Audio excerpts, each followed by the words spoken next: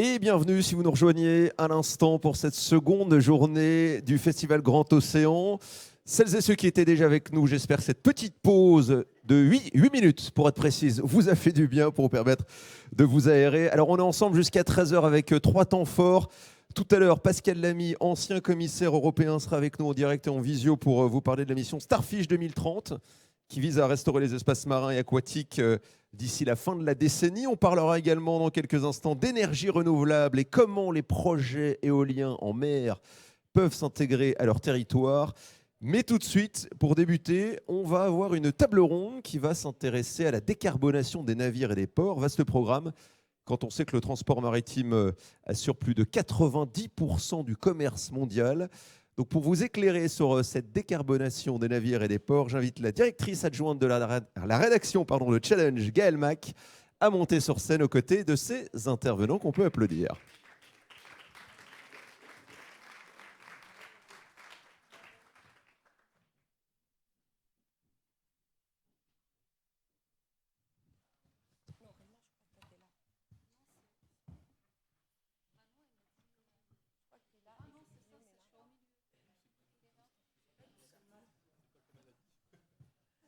Et voilà, tout le monde est sous sa photo, c'est parfait. Voilà.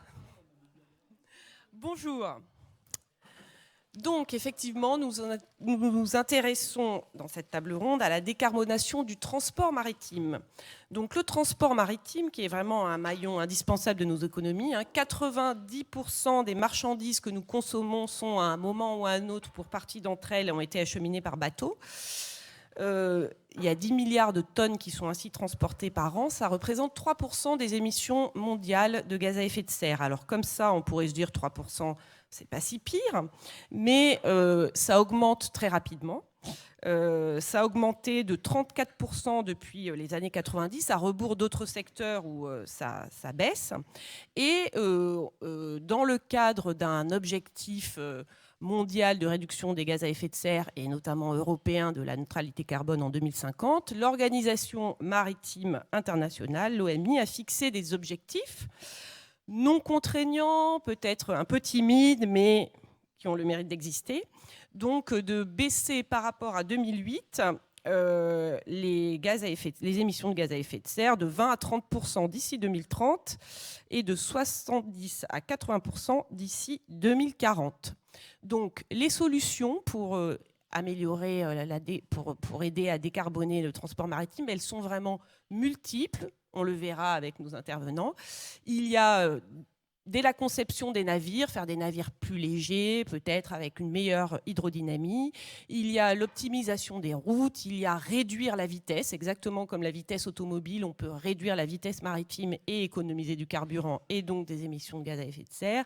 Il y a changer de carburant, il faut savoir que la plupart des navires aujourd'hui sont au fioul lourd, et là il y a beaucoup, on peut imaginer des carburants de synthèse, de l'hydrogène. Il y a beaucoup de projets en ce sens. Et puis, il y a des systèmes de propulsion, et notamment la propulsion à la voile, où la France est plutôt pionnière et plutôt en avance, à une industrie qui se structure. Voilà, donc parmi nos représentants, je voulais d'abord présenter un peu notre plateau. Donc, Frédéric Pouget dirige l'armement et les opérations maritimes de Brittany Ferries. Donc, Brittany Ferries, c'est une société qui existe depuis 50 ans, qui est bretonne, basée à Roscoff, et qui opère 12 navires. Elle transporte 2 millions de passagers par an, mais aussi 200 000 camions par an. Donc, c'est aussi du fret. Donc, ensuite, Rima Gemraoui, alors là, vous gagnez la palme de l'ancienneté, puisque les premiers arsenaux de construction navale en France, c'est 1631. Donc voilà, l'ancêtre de Naval Group était la DCN, Direction des constructions navales.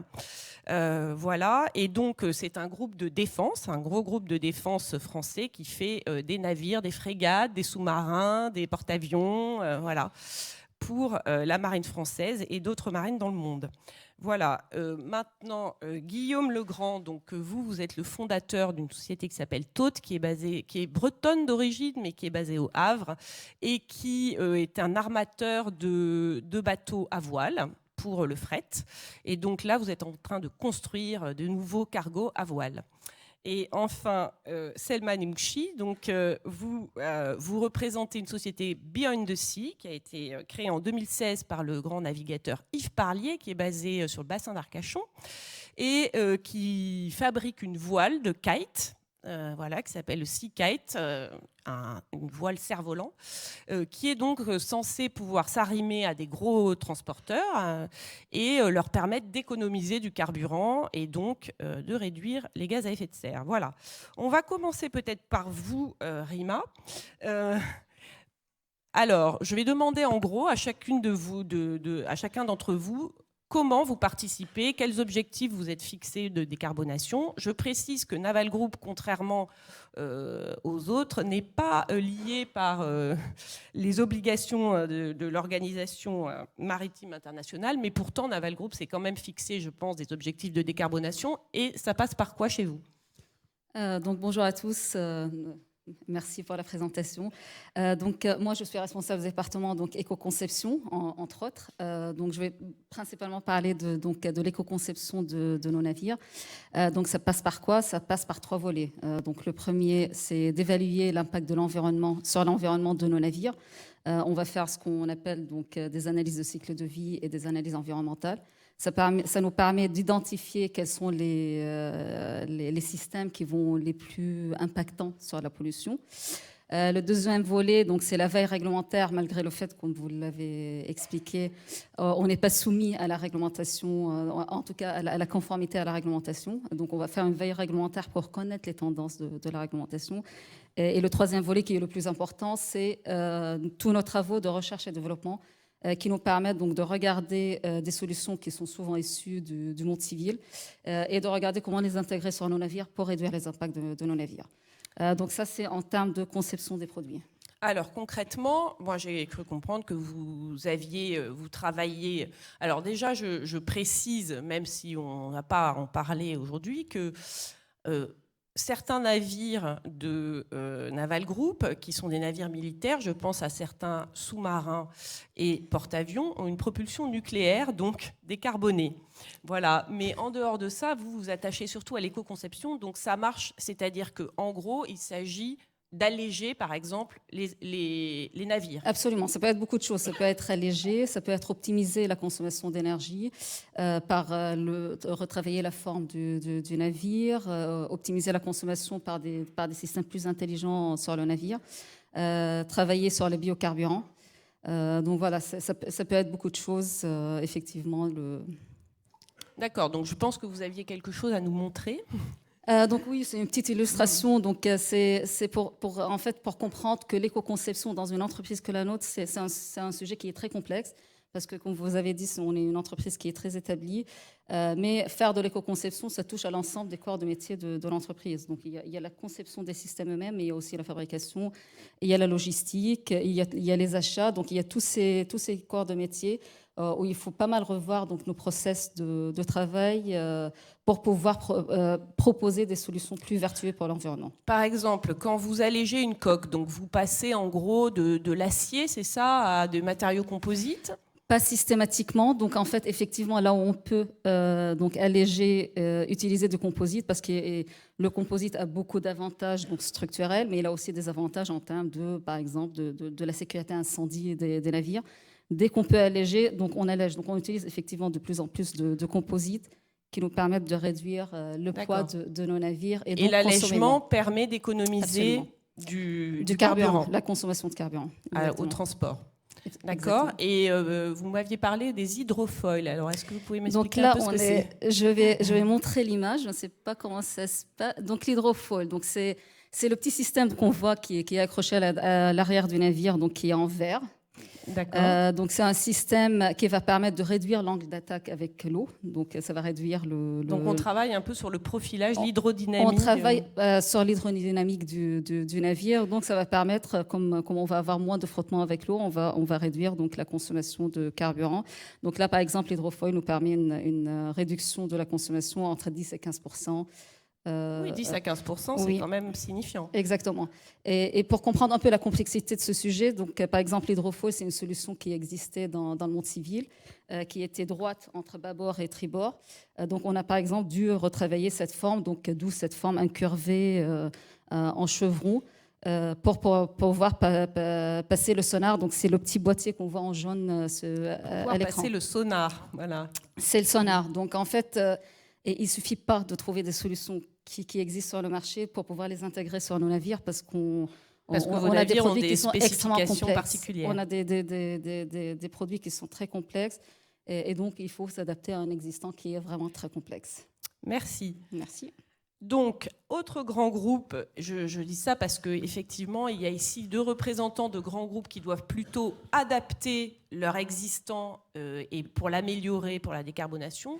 Et de l'autre côté, nous avons plutôt des sociétés plus nouvelles qui, elles, vont proposer des nouvelles solutions pour justement aider ou améliorer cette décarbonation ou alors même faire du transport 100% décarboné. Ouais, voilà. Donc Frédéric Pouget, donc vous dirigez la fabrication de bateaux, c'est ça, et les opérations maritimes pour Brittany Ferries. Donc, que peut faire donc un transporteur maritime? Comment, chez vous, vous travaillez? Est-ce que vous vous êtes fixé déjà des objectifs de décarbonation? Puisque vous, pour le coup, vous êtes lié à la réglementation en vigueur. Et qu'est-ce que proposez-vous? Qu'est-ce que votre société fait pour essayer de décarboner un peu, de limiter votre impact carbone?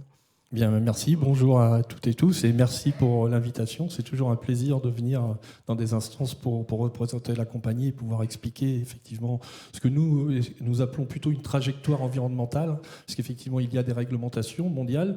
Alors on peut regretter qu'elles ne soient pas suffisamment strictes, mais l'Europe porte une attention particulière à ça, puisque l'Europe aussi a capé aussi au-dessus de la réglementation internationale des objectifs environnementaux. Oui, alors, bientôt il y aura une taxe carbone un jour voilà, aussi. Ça commence cette année, voilà. On commence enregistré et on va parler de dizaines de millions d'euros de taxes, donc c'est plus qu'incitatif.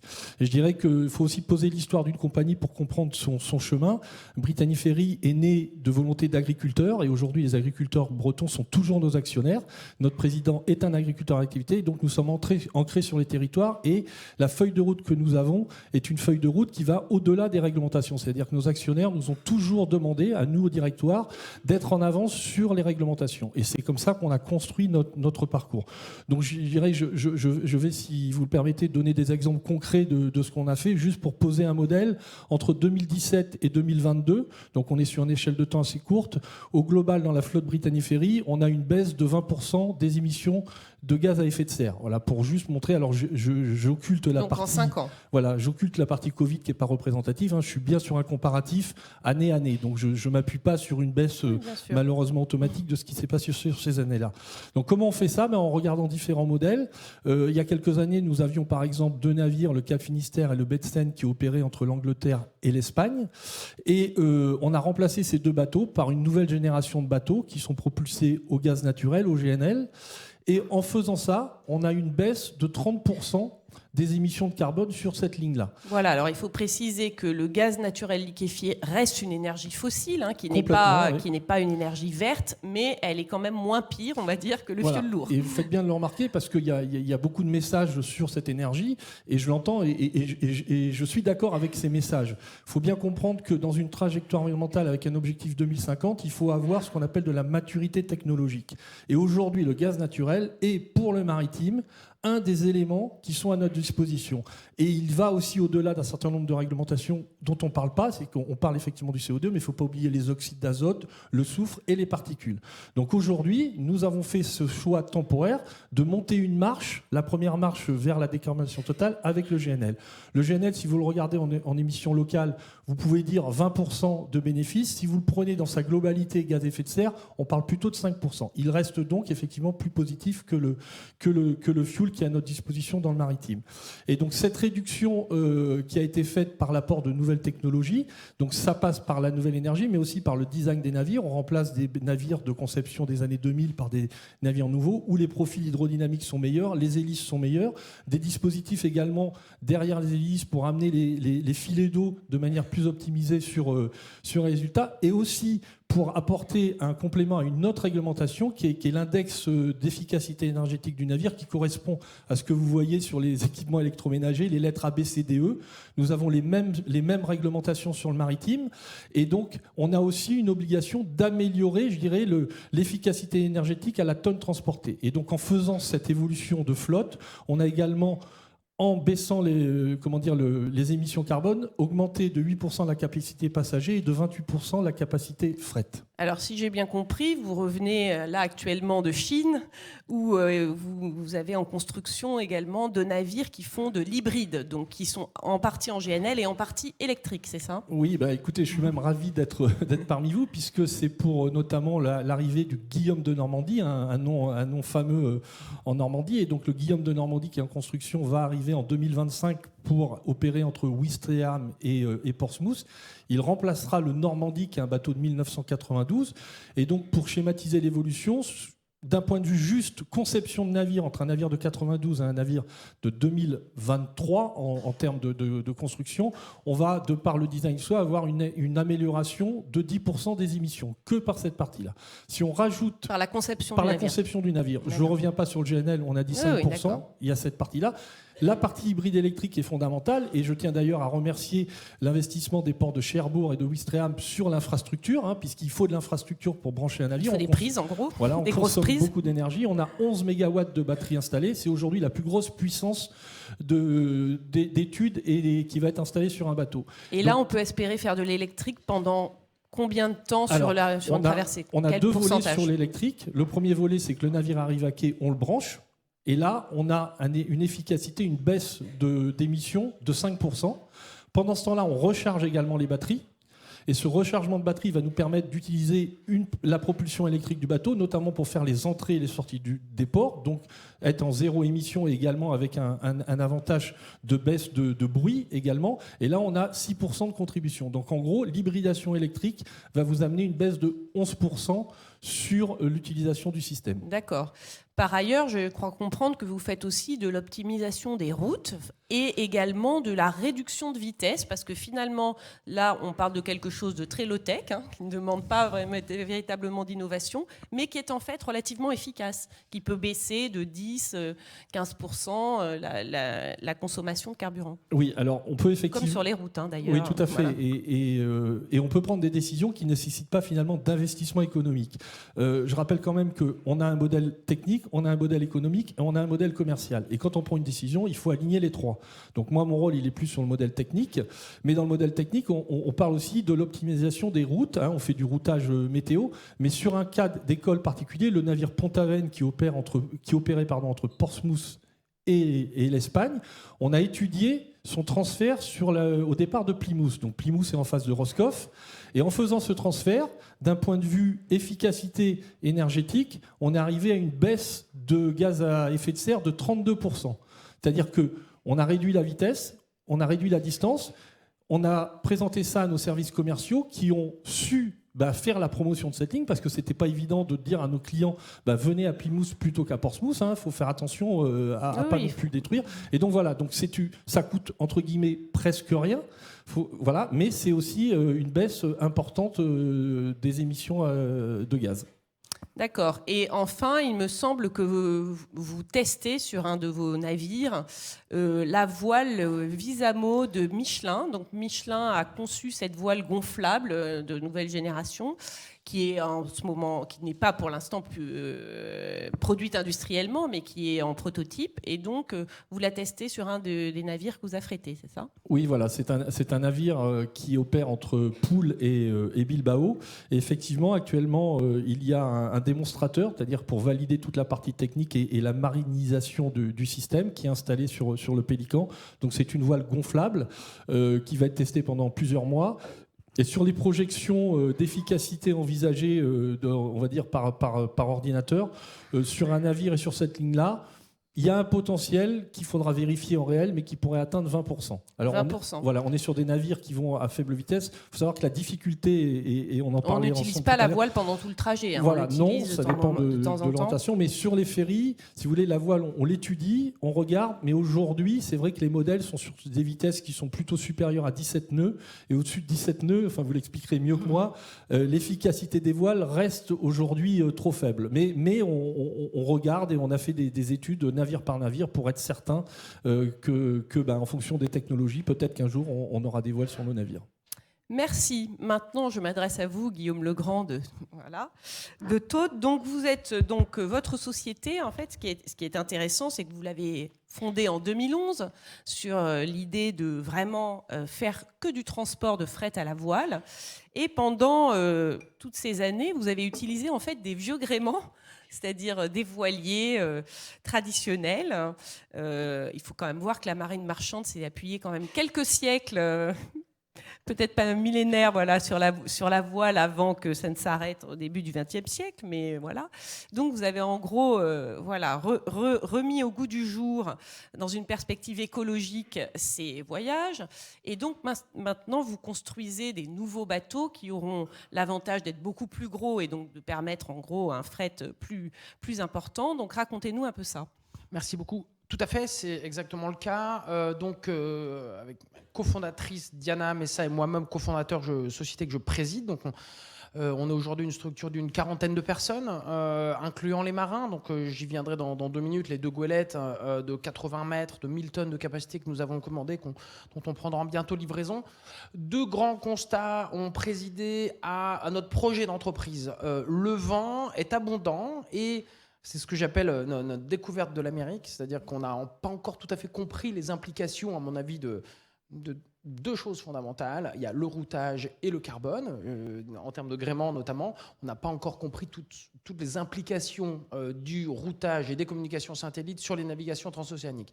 On avait compris au mi-temps des années 2010 que ça changeait complètement la donne. Hein. On est capable de tenir des ETA, on est capable d'être extrêmement fiable et d'avoir des routes qui sont complètement optimisées, où à la fois il nous faut beaucoup de vent et il nous en faut pas trop. Et on sait exactement comment à décarbonation ou à taux de consommation de carburant donné, comment tenir 2 ETA, ce qui est des heures prévues d'arrivée, ce qui est fondamental évidemment en marine marchande. Le deuxième constat qu'on fait, c'est que le shipping, et j'apprécie beaucoup le dessin qui a été fait à côté, a atteint un niveau de gigantisme tel, de nivellement par le bas de sa Donc, structure shipping, de le valeur. transport de marchandises. Voilà. Notamment conteneurisé ou en Par vrac. Hein. Le conteneur, c'est fluviale. 14% des flux mondiaux. Il ne faut pas croire que tout est le conteneur. Hein. Donc, et là, une certaine valeur du fret est dans le conteneur. Atteint un niveau de gigantisme et d'opacité, pour dire les choses. 90% des marchandises, ceci dit, très peu de personnes connaissent le bill of lading, connaissent les manutentionnaires, les prêts, les postes acheminement, et personne ne comprend même ce qui se passe, y compris les acheteurs de fret maritime. On fait le pari que cette industrie, pour le moins qu'on puisse dire, peinera à se décarboner. En effet, les océans restent très grands, les déplacements de ces navires sont gigantesques, et le fret maritime est le parent pauvre de la structure du fret, hein, comme le disait le Lloyd's List encore la semaine dernière. S'il y a un jour des biocarburants, agrocarburants, e-fuels, qui sont, il y a quelque chose d'un petit peu messianique, un peu Papa Noël là-dedans, on aime bien se mentir collectivement, donc c'est quand même la grande toile de fond, hein, aujourd'hui, des perspectives de décarbonation. Oui. Des carburants qui, demain matin, très fiables, très abondants, très décarbonés, très peu chers. Oui, vous, ce que le vous beurre dites, et l'argent du beurre. Ce que disent en gros les la opérateurs science physique de voile, risque de se rappeler à nous. Que les carburants de synthèse biologique ou enfin décarbonés, c'est pour plutôt 2030, ça fait longtemps qu'on dit bientôt. 2035, 2040. Donc c'est et pendant je pense longtemps. qu'on va dire bientôt pendant encore longtemps. Voilà, pendant longtemps. Le vent est abondant, il est fiable, il est devenu prédictible et la propulsion vélique, quand elle est notamment principale, on pense, est de nature à complètement décarboner ces transports maritimes-là. Après, ça ne rend pas la solution commerciale commercialement viable dans un système où finalement les prix sont les moins chers possibles. Donc le pari et le projet de notre entreprise, c'est de dire qu'il existe ce qu'on appelle les chargeurs, des clients qui vont vouloir réellement décarboner avec des leviers de transparence. On a un label du nom du premier navire qui s'appelle Anemos, qui fournit une expérience immersive au client final. Donc on est un armateur, on va dire, holistique. On fournit des solutions totales, y compris de marketing final, dans la langue de destination. Ces chargeurs-là nous permettent de construire aujourd'hui une première Ces chargeurs, flotte. vous voulez dire des marques, des clients, qui vont... voilà. Oui, tout à fait. On vend une marchandise à un client, on vend un ça. service de transport de marchandises à un chargeur. Excusez-moi, je vais essayer de déjargonner un peu. Il existe, alors en 2010, on pensait qu'il allait exister. Maintenant, on sait qu'il existe des chargeurs prêts à s'engager sur des maturités longues à des taux de fret qui viendraient leur permettre de valoriser le côté presque ombilical qui est à leur lieu de leur terroir, leur lieu de production. Et ça permet de rappeler, par exemple, aux Américains que le mot champagne, ça veut dire la champagne et le champagne, et que derrière ça, il y a tout un discours derrière, y compris dans le café, le cacao, etc. Vous pouvez nous donner des noms de marques qui travaillent avec vous et qui donc valorisent ce label Tout à fait. On est très intégré au groupe Pernod Ricard, qui d'après ce que j'ai vu d'ailleurs est sponsor ici, donc on les salue, mais ça n'a rien à voir, je vous rassure. Donc on va sur les exports de l'intégralité des volumes de Martell, le deuxième cognac au monde sur les US. On est sur les exports des marques Moum et Perrier-Jouët avec eux également. On est sur d'autres très belles marques en Champagne, mais également sur des vins, on va dire, bio ou plus middle range, on va dire. On est par ailleurs... Alors on est déconteneurisé, Charles Xavier, je le mentionne juste parce qu'il y a un totem également qui est celui du conteneur. Sur nos navires de 80 mètres de long, donc il faut quand même se rendre compte un petit peu des tailles, on est sur 15 mètres de large, on a 1000 palettes. Si on avait mis des conteneurs, on aurait mis 2 fois moins de marchandises. Les conteneurs dépendent fondamentalement des portiques, eux-mêmes souvent propriétaires des 5 grandes compagnies de conteneurs, et très congestionnés. Aujourd'hui, ce que nous sommes capables de vendre sur nos futurs voiliers cargo, c'est un transit time qui est presque 2 fois meilleur, un temps de transit qui est 2 fois meilleur que celui du conteneur. Alors, est-ce que vous pouvez nous dire, vous avez commandé 4 cargos nouveaux, c'est ça, 2. dont 2 vont arriver, si j'ai bien compris, là, au printemps 2024, vont être mis en service. Donc, est-ce que vous pouvez nous expliquer un peu quelle route vous faites, en combien de temps et par rapport à une navigation traditionnelle? On est sur port d'attache Le Havre, pavillon français. Ce sont des goélettes, un terme du 21e siècle, qui n'est pas uniquement un terme du 19e, si j'ose dire. Donc avec 2 mâts de même taille. On a un tirant d'air de 64 mètres. Donc on est sur on le comprend tout de suite, un gréement extrêmement puissant. L'objectif, c'est de pouvoir naviguer plus de 95% du temps uniquement à la voile. La saisonnalité est finalement assez faible. On parle de saisonnalité de l'Alizé de l'ordre de 10 mois par an. Donc ça va être des routes régulière en aller-retour sur Colombie, sur Brésil, pour le compte notamment d'une société qui s'appelle Belco, qui travaille donc sur le trade et le négoce de café, y compris pour des grandes marques très célèbres que j'aime autant pas citer, mais qui vont utiliser ce label Anemos pour valoriser le Pedro et Mercedes dans leur plantation de Santa Marta et aller au-delà de la granularité. Donc là, vous me parlez de route de Bretagne ou du Havre vers l'Amérique du Sud. Tout à fait, en aller-retour et sur New York. Ça va être les 2 grandes routes. Le transit time New York est de 13 jours, le transit time Santa Marta est de 17.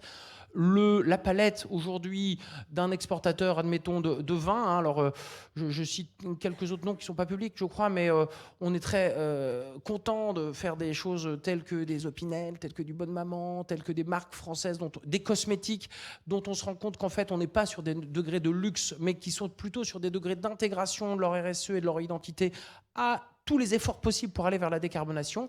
La palette aujourd'hui entre le terminal de l'Atlantique au Havre et le terminal GCT dans le New Jersey, elle met 35 jours. Avec nous, elle va en mettre 17. Comment on fait ça? On a une vitesse sous la quille qui est de l'ordre de 11 nœuds, le porte-conteneur est de l'ordre de 14. Or, par le biais des transbordements, des congestions portuaires, des congestions des terminaux, on se rend compte qu'en fait, le chargeur, il attend son capital, d'une certaine façon, sa marchandise et son capital qui est immobilisé à bord du navire 2 fois plus longtemps par la solution carbonée qu'avec notre solution à la voile. Parce qu'on est capable d'être à son service, parce qu'on est capable d'aller suffisamment vite et d'avoir des tirants d'eau suffisamment réduits pour aller opérer sur des terminaux qui sont propres. D'accord, donc en temps, vous êtes compétitif. En prix, vous êtes compétitif aussi? Tout à fait. Demandez-nous des devis. Non, on propose aujourd'hui, l'acheteur de transport maritime, il achète du spot demain matin le moins cher possible. Peu importe, le philippin, le bunker, le machin, on s'en fout. On veut acheter du moins cher possible. De toute façon, personne n'y comprend rien. Et mon job est d'acheter le moins cher possible. Nous, on va changer un petit... Et il y a 1 an et demi, il payait 12 fois plus cher que ce qu'ils payent aujourd'hui. Oui, il y a une forte volatilité sur les prix du fret maritime. Ils ont payé, ils ont continué de payer, et donc ils se rendent bien compte qu'en fait, ils sont extrêmement dépendants du contexte de l'industrie du transport maritime et du pétrole. Aujourd'hui, tous les contrats de transport sont attachés au prix du baril. Nous, on va vous fournir des contrats à des maturités longues, alors avec des dégressivités en fonction de leur durée, qui n'ont pas de prime pétrole. On vous décorrèle vos contrats de ce qu'on appelle la Bunker Adjustment Fee. Donc ça vous libère de cette espèce de risque géopolitique-là. On vous fournit un label sur vos produits finaux. Et on est sur des taux de fret qui sont assez comparables. On parle de l'ordre de 40 à 50 centimes le kilo pour traverser l'Atlantique sur des grands voiliers. Pour vous donner un ordre d'idée, l'aérien aujourd'hui est de 3 à 4 euros le kilo. Et donc on pense tout à fait compétitif et concurrentiel. La preuve, on est en train d'en commaner plein d'autres et on ne sait plus que faire des flux qu'on nous demande de transporter. Vous en avez 2 qui vont bientôt arriver, 2 autres bientôt, mais vous avez pour projet d'avoir 15... C'est l'idée. Voilà, plus, 15 cargos, si possible, mais voilà. Il faut bien comprendre qu'aujourd'hui, donc, mettre des navires en cargo, division 221, en bureau Veritas, certifiés, classifiés en croix de Malte, c'est-à-dire ce qu'il y a de plus qualitatif et plus exigeant en termes de construction, en application de la réglementation de 2023. Vous savez que la réglementation applique en gros la situation d'il y a 10 ans. Non, mais c'est le principe de la réglementation, c'est un rétroviseur. Donc on pense sur une performance qui déjà est commerciale, financière, d'avoir pu solliciter les leviers du crédit bail maritime, etc. Mais surtout technique. J'en suis très très fier, et notamment de notre gréement, de nos mâts carbone, de nos barres de flèche, de nos actionneurs, de nos éléments, de nos haubans, et de la façon dont on arrive à stabiliser ça, des logiciels de routage qu'on va utiliser. L'idée est de penser deuxième génération, mais avant d'aller sur une deuxième génération, un cycle navire, on en discutait Frédéric tout à l'heure, entre un dessin, le modèle, etc. Décider maintenant d'un navire, c'est l'état de la flotte dans 6 ou 7 ans. On pense que d'ici là, il est intéressant de scale-up, comme on dit, de passer à l'échelle avec les mêmes navires qu'on réplique en copier-coller. On appelle ça des sister ships, des navires c'est-à-dire jumeaux. de faire vraiment de l'industrialisation. Et on a des modèles où on pense qu'il est intéressant d'avoir plusieurs dizaines de navires, d'avoir des départs du Havre sur New York tous les 2 jours, et on se rend compte qu'on est capable de prendre des millions de tonnes de fret à la voile. Et que voilà, donc ça va dépasser la mini-niche. C'est l'idée. Vraiment dépasser la mini-niche. Bonjour, donc Selma Nemouchi, donc je veux parler d'un secteur qui est particulièrement bouillonnant en France, donc autour de ce transport à la voile. Donc il y a plusieurs compagnies qui essayent plusieurs types de modèles avec des voiles, parfois des voiles souples textiles de très grande taille, des fois des voiles rigides, orientables, rétractables automatiquement, etc. Et également des voiles de votre type, des voiles de kite, qu'on appelle aussi un peu des ailes de kite, qui sont plutôt de type cerf-volant. Là aussi, il y a plusieurs sociétés. Il y a une société qui a été créée qui est sous l'égide d'Airbus, qui s'appelle Airseas. Et il y a votre société donc, qui vient de l'expérience sur l'eau du navigateur Yves Parlier. On voit et on s'intéresse au fait que plusieurs navigateurs, je pense aussi à François Gabard, à Michel Desjoyaux, sont intéressés et sont agissants, je dirais, dans la question de la décarbonation du maritime, parce que je pense que quand on est marin et quand on est sur l'océan, on a envie de participer à le préserver. Donc racontez-nous un peu. Ce qui est intéressant dans votre cas, c'est que effectivement, il y a beaucoup de navires qui se retrouvent avec des notations, donc comme on disait, comme pour les frigidaires, et on ne va pas avoir que des navires neufs qui vont arriver avec des meilleures spécifications, etc. Il y a aussi plein de vieux navires qu'on veut espérer pouvoir quand même rendre plus vertueux. Et donc, c'est intéressant de pouvoir greffer sur ces navires des voiles comme votre voile Sea Kite pour diminuer leur consommation de carburant. Donc, racontez-nous comment ça se passe un peu. Bonjour, merci Gaëlle. Bonjour à toutes, bonjour à tous. Alors aujourd'hui, je vais vous parler d'une société. Donc, on est une jeune entreprise créée en 2014, comme vous l'avez dit par le navigateur Yves Parler. On est basé sur le bassin d'Arcachon et en fait, ce qu'on fait, c'est qu'on développe et on commence à commercialiser des ailes de kite pour les bateaux. Ailes de kite, ailes de cerf-volant, je ne sais pas si vous êtes familier avec tout ça. Je vais vous montrer sur la slide suivante, parce que je ne vais pas revenir sur les enjeux qui ont déjà été répétés plusieurs fois. Donc voilà, pour schématiser un petit peu, voilà à quoi ressemblera sur un bateau. Là, on a pris un bateau de type porte-conteneur. Donc ça se passe, là on est à l'avant du pont. Donc vous voyez qu'on a la kite box, donc c'est ce qui va permettre avec des moteurs d'envoyer en l'air l'aile de kite. Donc pour l'instant, on parle d'aile de kite de 25 à 50 mètres carrés. On est en train de faire des essais sur notre bateau catamaran, le Sea Kite.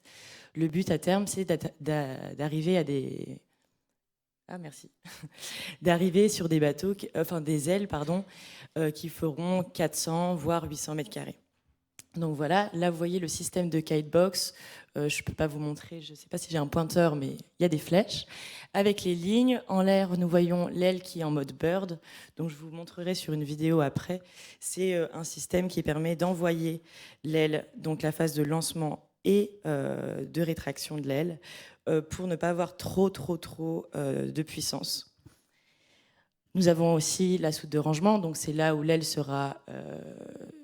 sera gonflé, sera stocké le reste du voyage, parce que forcément, dépendant des routes, comme vous l'avez exprimé Guillaume, on n'est pas, donc ça va dépendre aussi des vents, etc. On ne va pas mettre l'aile 100% du temps. Et le mât de lancement, en fait, qui va se mettre au début pour pouvoir aider l'aile à se gonfler et à être dans les airs. Puis ensuite, on pourra l'enlever. Je vais vous montrer une vidéo. Là, du coup, nous avons plusieurs phases. Comment ? C'est ça. Donc là, en fait, on a plusieurs phases de l'aile. Ce que vous voyez en bas, donc c'est le mode statique, c'est-à-dire que quand on est en l'air, en fait, au zénith, je ne sais pas s'il y a des amateurs de kitesurf, ça marche un petit peu pareil. Donc quand on est au zénith, il n'y a pas beaucoup de traction qui est émise. Ensuite, on a au milieu, c'est le mode bird, donc c'est le mode, donc on l'a breveté, qui va permettre à l'aile de monter dans les airs et d'être rétractée sans avoir trop de force de traction qui va être déployée, et qui risquerait de casser les lignes, en fait, tout simplement, et qui serait un petit peu dangereux sur un bateau. Et ensuite, le troisième mode, donc c'est le mode dynamique. En fait, on va créer des 8 dans les airs, et c'est ça qui va pouvoir créer une force de traction très importante. Et nos lignes qui sont assez grandes, pour l'instant, sur des ailes de 25-50 mètres carrés, on parle de lignes de 70 mètres, qui vont être amenées à être plus longue jusqu'à 200 mètres. Et donc, en fait, ça va permettre de chercher les vents en altitude, d'avoir des vents plus stables et plus forts. Et donc, tout ça, c'est pas très concret. Donc, je vais essayer de vous montrer une vidéo pour vous expliquer un petit peu plus. Là, super, merci. Donc là, on voit nos ingénieurs d'essai sur notre plateforme vivante. C'est un ancien catamaran qu'avait Yves Parler et qu'il utilisait pour ses courses. Pour ceux qui sont familiers avec ça, c'est le Médiatis Aquitaine. Maintenant, il est rebaptisé le Sea Kite. Vous voyez que c'est un bateau éco-conçu. On voit à l'arrière, on a des panneaux solaires qui vont en fait recharger deux moteurs électriques que nous ne voyons pas, mais voilà, pour pouvoir sortir du port, etc., parce qu'on ne sort pas du port sous voile. Et en fait, il a été rétrofité. Je ne sais pas si vous connaissez ce mot, c'est quand on a un ancien navire et qu'on essaye de le remettre à jour, donc pour qu'il soit plus... respectueux de l'environnement. Exactement, merci. Et donc voilà, là c'est le mode bird. Donc pourquoi bird? C'est parce que ça ressemble à un oiseau. Vous voyez qu'en fait, il y a. Je suis pas ingénieure pour vous expliquer avec les mots précis. Je vais essayer de vulgariser un maximum. Mais donc du coup, pour la phase de lancement et de récupération, on va avoir une ligne, donc une 5e ligne, qui va tirer un boudin sur le bord d'attaque et pouvoir déformer l'aile pour qu'elle ait moins de tension et la lancer en l'air. Voilà, en tout cas, l'idée, c'est de pouvoir mettre ces ailes sur des très gros porteurs, hein, sur des différents types de navires éventuellement, des vraquiers, des porte-containers, des cargos, etc. Et de l'aider, en gros, si j'ai bien compris, de former un complément de traction qui permettrait d'économiser donc du carburant et donc autant de tonnes de carbone. Donc, quelle économie peut-on espérer? Alors, ça va dépendre des bateaux. Donc, nous, on est une solution qui forcément est très nouvelle. On va essayer de s'adapter au type de bateau qu'on a. Donc, c'est pour ça qu'on a pas mal de contrats de co-développement, donc avec des porte-containers ou des autres types de bateaux de marine marchande. Et en fait, on essaye un maximum de s'adapter au bateau, donc adapter notre solution au bateau, parce que forcément, un bateau porte-container, par exemple, c'est une durée de vie d'une 30aine d'années. On ne va pas leur demander de changer des choses qu'ils ont fait depuis 30 ans. On va aussi...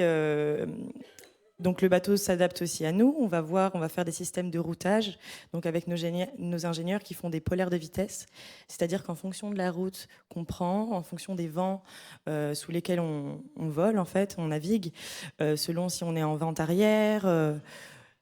Il y a pas mal de données qui rentrent en compte. Et ben là, en fait, on va pouvoir avoir des économies différentes. En moyenne, on vise 20 jusqu'à 30%